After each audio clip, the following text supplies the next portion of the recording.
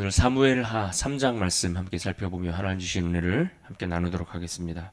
우리가 지난 시간 살펴보았던 사무엘하 2장의 말씀을 우리가 떠올려 보면 사울이 죽은 후에 이 다윗은 유다 지파로 헤브론으로 가서 유다 지파의 왕으로서 기름 부음을 받는 장면을 우리가 보았습니다. 하지만 온 이스라엘의 왕의 자리로 다윗이 오르는 그 일에 있어서 그 길은 결코 순탄하지 않았던 것을 우리는 기억해 볼 수 있습니다. 사울의 군대 장관 아브넬은 사울의 아들이었던 이스보셋을 데리고 그를 이스라엘의 왕으로 세웠습니다. 그리고 그 일로 인해 그 이후로 다윗의 집안과 또 사울의 집안 사이에 그 싸움이, 그 전쟁이 오래 이어졌다라고 성경은 우리에게 기록해 주고 있습니다.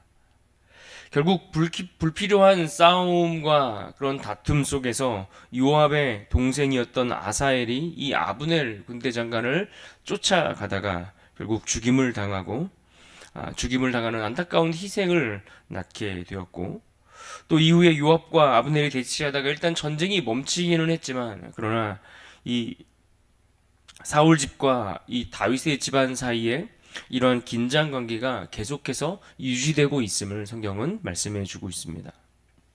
그러나 이것이 3장으로 넘어오면서 3장에서는 이 힘의 균형이 점점 한쪽으로 기울어지고 있다라는 것을 말씀해 주고 있는데, 바로 다윗의 집은 점점 강해지고 사울의 집은 점점 약해지는 그런 변화가 일어나고 있음을 말씀해 주고 있습니다. 하나님께서는 다윗이 이스라엘의 왕이 되는 그 과정을 이루어 가시는데, 한 번에 단번에 이루시는 것이 아니라 점진적인 그 과정들, 시간들, 그런 것들을 통해서 이루어 가시기 때문에 우리가 이러한 현상들을, 이러한 일들을 볼 수가 있는 것입니다.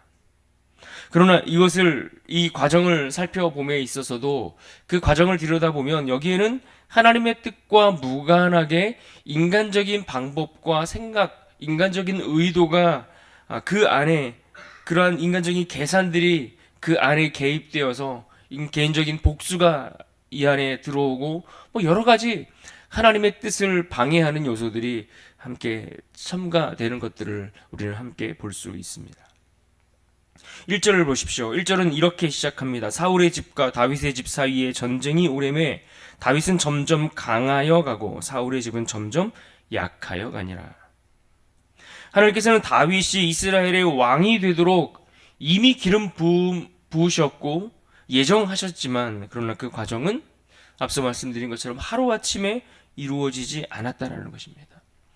오늘 1절 말씀에 표현된 것처럼 점점 강하여 가고라는 이 표현은 단순한 권력, 힘이 상승했다, 이것만을 이야기하는 것이 아니라 시간이 지나감에 따라 하나님의 뜻이 점진적으로 그렇게 이루어져 가고 있다, 이것을 표현해 주기 위한 그러한 말씀입니다. 그러면서 2절로 5절까지의 말씀을 보면 오늘 본문에 다윗에게서 태어난 여러 아들들의 이름이 기록되고 있습니다. 암논, 길랍, 압살롬, 아도니아, 스바랴, 이드람 같은 그런 아들들의 이름이 기록되고 있습니다. 여기서 이 아들들의 이름을 기록한 것은 단순히 가계도를 소개하려고 한다기보다는 몇 가지 확인시켜주는 중요한 의미들이 있습니다. 먼저는 그가 하나님의 축복을 받아 그의 왕권이 점점 강화되고 있다는 것을 보여주고 있는 것입니다. 고대 근동 문화 속에서 왕이 많은 아들들을 낳았다라는 것은 그의 힘이 점점 강해지고 있다는 것을 보여주는 부분입니다.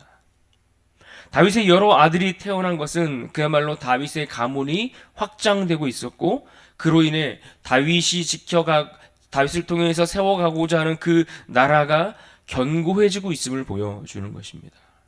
하나님의 축복이 그에게 임했고 또 그와 함께하고 있다는 증거라고도 이야기해 볼 수 있습니다.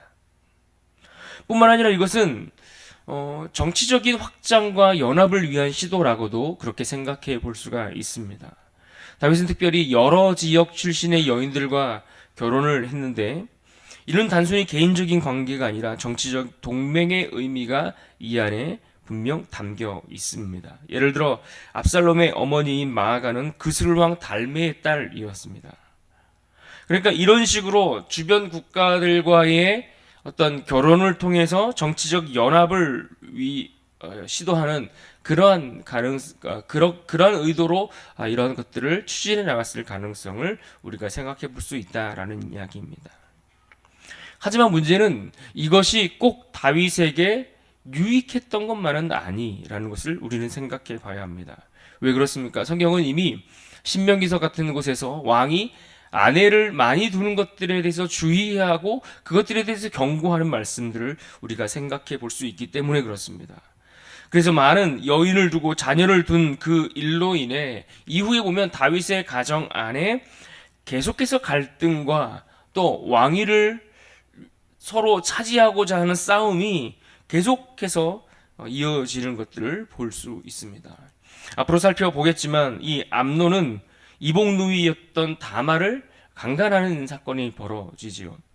그리고 그 일로 인해서 분노한 압살롬이 암논을 죽이는 일들이 벌어지고 또 압살롬은 아버지 다윗에게 반란을 일으키는 사건도 있고 심지어 아도니아는 솔로몬의 왕위를 차지하기 위해서 다투는 그러한 일들이 그러한 가정에서의 어려움과 위기들이 비극적인 일들이 계속해서 이어져 가는 것을 볼 수 있습니다. 이렇게 다윗의 가정에 일어나는 그런 비극적인 일들은 나중에 보실 다윗의 죄의 결과이기도 하지만 이것은 한편으로 인간적인 방식으로 가정을 세워가려고 했던 어떤 그런 인간적인 노력의 결과라고도 그렇게 생각해 볼 수 있습니다. 그래서 오늘 우리는 말씀을 통해서 먼저 기억해야 할 것은 무엇인가 하니 하나님의 뜻은 반드시 이루어지는데 그 뜻이 우리가 생각하는 것처럼 우리가 원하는 시기에 즉각적으로 이루어지지 않을 수 있다라는 이야기입니다. 그보다는 점진적으로 하나님의 계획 안에서 하나님의 뜻하신 바를 따라서 하나씩 그 과정을 이어가며 점진적으로 이루어진다라는 이야기입니다. 그러므로 우리는 조급한 마음을 버려야 합니다. 우리의 조급한 마음을 버리고 인간적인 생각들을 내려놓고 하나님이 어떻게 인도하시는가를 주목하여 그것을 따라갈 수 있는 지혜와 믿음이 필요합니다. 그렇다면 오늘 우리는 그 하나님을 그렇게 신뢰하고 따라가고자 하는 그런 믿음과 마음이 있습니까? 하나님이 내 삶을 인도하시고 하나님의 뜻이 나의 삶 가운데 분명하게 드러나 나를 이끌어가고 계신다라는 그 확신 속에서 그 하나님을 신뢰하며 조급해하지 않고 주님을 따라가고자 하는 믿음과 마음 자세가 우리에게 있는가 하는 것을 우리는 살펴봐야 하는 것입니다. 그래서 우리의 인간적인 문제 해결하고자 하는 인간적인 방식들을 내려놓고 하나님을 더 의지할 수 있는 지혜가 오늘 우리에게 필요한 줄로 믿습니다. 오늘 또 본문 6절에 보면 아브넬은 사울의 군대의 장관이었는데 이 아브넬은 사울의 집에서 점점 힘을 얻어가고 있었다라고 했습니다. 그러면서 점점 이스라엘의 왕으로 세워진 이 이스보셋과 갈등이 점점 깊어지는 것을 볼 수 있습니다. 특히 7절에 보시면 이스보셋이 이스보셋이 이 아브넬을 향해서 사울의 첩, 그의 아버지의 첩과 동침한 그 일에 대해서 비난하고 그것으로 인해서 두 사람의 갈등이 점점 틀어지고 허물어져 가는 것을 보여주고 있습니다. 여기서 이 문제가 중요한 이유가 무엇인가 하니 이스라엘 문화 속에서 왕의 첩을 차지한다라는 것은 그가 스스로 왕권에 대한 어떤 주장을 하고 있다라는 것을 보여주고 있기 때문에 그렇습니다. 그래서 이스보셋은 아브넬이 자신의 왕위를 노린다고 의심했고 이에 분노한 아브넬은 어떻습니까? 다윗과 손을 잡기로 결정합니다. 그래서 9절로 10절에 보면 이 아브넬이 다윗이 하나님께서 기름 부음 받은 자다라는 사실을 인정하면서 하나님께서 다윗을 통해 이스라엘을 다스리실 것이다라는 고백을 하는 장면들을 우리가 보았습니다. 하지만 문제는 이 아브넬이 처음부터 하나님의 뜻을 따라간 것이 아니라 자기 이익을 위해서 지금 그와 같은 일들을 벌이고 있다라는 사실을 우리가 놓치지 말아야 합니다. 하나님의 뜻을 인정하면서도 한편의 다른 면에서는 자신의 유익을 따라가려는 인간적인 계산들이 그 안에 깔려 있다라는 것을 우리는 생각해야 합니다. 그래서 우리도 때로는 하나님의 뜻을 따르는 것처럼 보이지만 하나님을 따른다고 말해놓고서 뒤에서는 내가 얻을 이익과 유익에 대해서 굉장히 발빠르게 계산하는 그런 마음들이 우리에게 있을 수 있습니다. 이 아브넬처럼 겉으로 볼 때는 굉장히 좋은 일을 하는 것처럼 보이지 않습니까? 다윗과 손을 잡아서 뭔가 이스라엘의 통합을 이루어가고, 그러나 결국 그 안에는 이 아브넬이 얻고자 했던 자신의 이익을 위한 계산이 깔려 있다라는 것을 우리는 꼭 기억해야 합니다. 그럼에도 불구하고 이 아브넬의 제안에 대해서 다윗은 그것을 받아들이고 수용합니다. 이스라엘을 하나로 통합하는 그 제안에 대해서 받아들이는 것을 볼 수 있습니다. 9절을 보십시오. 여호와께서 다윗에게 맹세하신 대로 내가 이루게 하지 아니하면 하나님이 아브넬에게 벌 위에 벌을 내리심이 마땅하니라.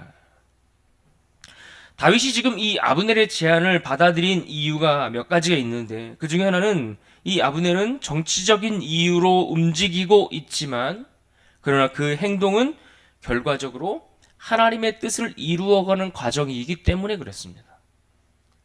그래서 다윗은 이 기회를 통해 아브넬의 어떤 그가 차지할 이익이나 유익 이런 것들을 계산하기보다는 이 기회를 통해 유다와 이스라엘을 평화적으로 통합하려고 했다라는 것입니다.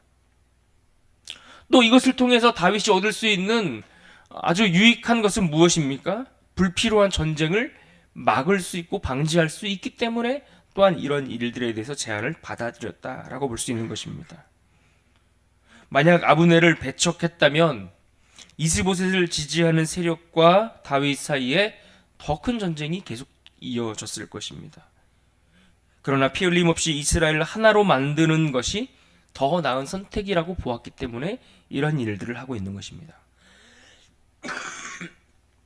게다가 아브넬이 이스라엘 지파의 실질적인 권력을 쥐고 있었던 인물이었기 때문에 이스라엘을 현실적으로 통합할 수 있는 방법을 택했다, 이렇게 볼 수도 있습니다. 결국 하나님의 뜻을 이루는 과정 속에서 예상치 못한 여러 일들이 발생하고 있지만 그럼에도 불구하고 하나님의 뜻을 우리가 어떻게 조급해하지 않고 신뢰하며 따라갈 수 있는가에 대해서 우리가 생각해보고 고민해보고 또 기도해봐야 할 문제인 것입니다.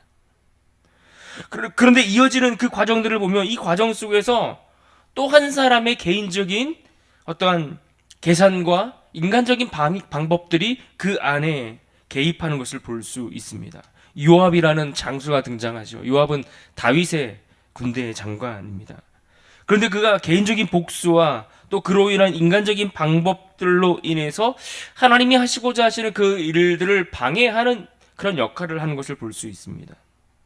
요압은 분명 충성스러운 장군이었습니다. 그러나 그의 열심은 항상 하나님의 뜻보다 앞서가고 하나님의 생각보다 지나치게 가는 것을 우리는 성경을 통해서 자주 볼 수가 있습니다. 2장에서 보았던 것처럼 아브넬이 전에 이 요압의 동생 아사엘을 죽였던 일 때문에 그는 개인적인 복수를 하고 싶었습니다.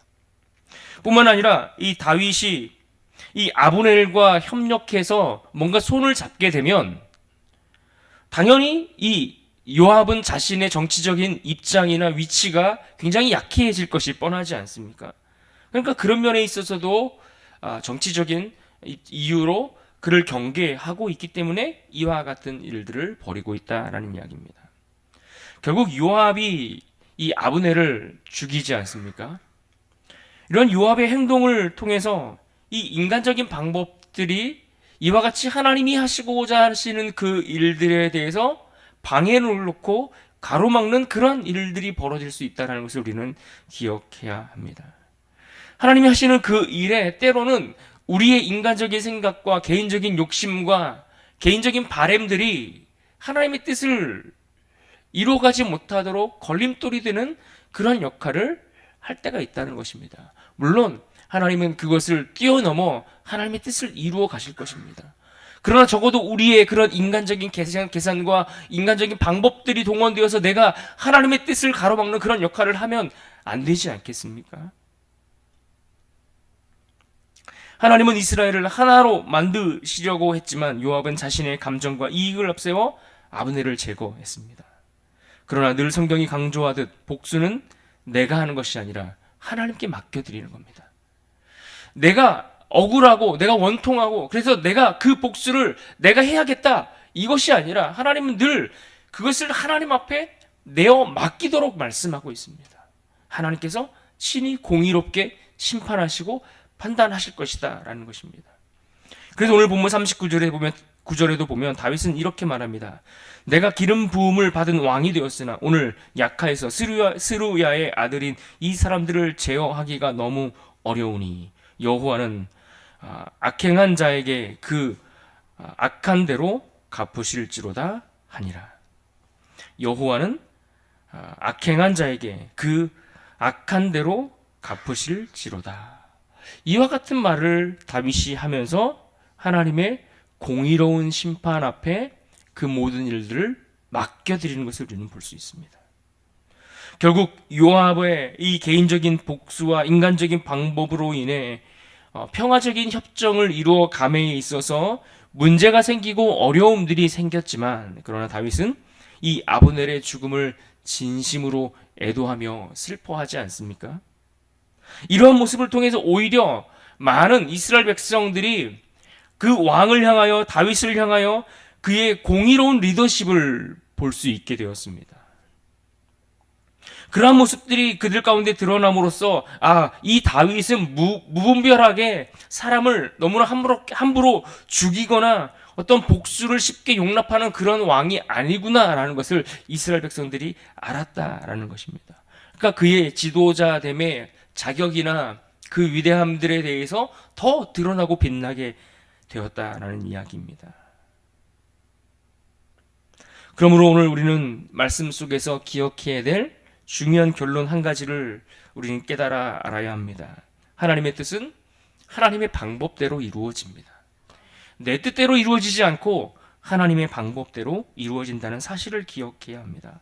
그러므로 오늘 본문 39절에서 자신의 약함을 고백하며 하나님의 공의 앞에 모든 것을 맡겨드렸던 이 다윗의 고백을 우리가 기억하면서 이 말씀을 붙들고 이 하루도 우리에게 주어진 삶을 믿음으로 살아가기를 주님의 이름으로 축복합니다.